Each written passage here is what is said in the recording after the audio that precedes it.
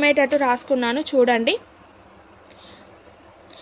వికాసంపై ఆనువంశికతను బలపరిచే పరిశోధకులు ఎవరెవరు చెప్పాను కదా. గ్రేగర్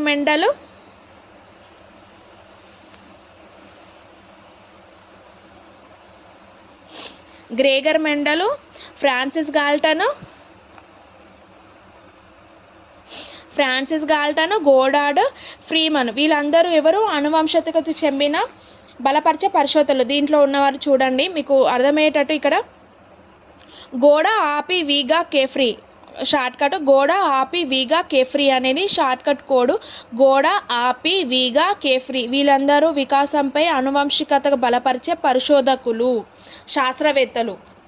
చూడండి, కెల్లాగ్ దంపతులు ఏం చేశారు అంటే తన సంతానంపై ప్రయోగం చేసి తన బిడ్డ డొనాల్డ్ అనే వస్తువులో ఉన్న చింపాంజీ గువా అంటే చింపాంజీ పైన చెప్పారు. దాని పేరేంటి? గువా.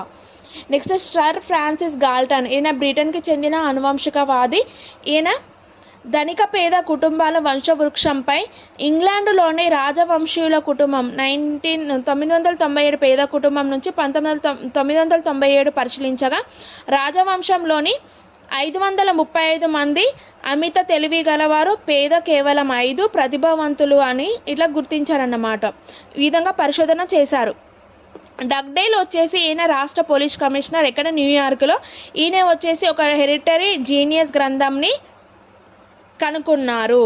ఈయన ఏం చేశారు? జ్యూక్స్ కుటుంబం గ్రంథం, ద జ్యూక్స్ అని కుటుంబం పైన చేశారన్నమాట. గ్రంథం వచ్చేసి ద జ్యూక్స్. నెక్స్ట్ గోడార్డ్ వచ్చేసి ఈయన మార్టిన్ కల్లకల్ అనే ఊహాజనిత వ్యక్తి కుటుంబం అంటే తెలివి గల వ్యక్తులు, తెలివి పిల్లలు, మందబుద్ధి గల వ్యక్తులు, మందబుద్ధి, ఈ విధంగా తీసుకొని ప్రయోగం చేశారన్నమాట, పరిశోధన చేశారు.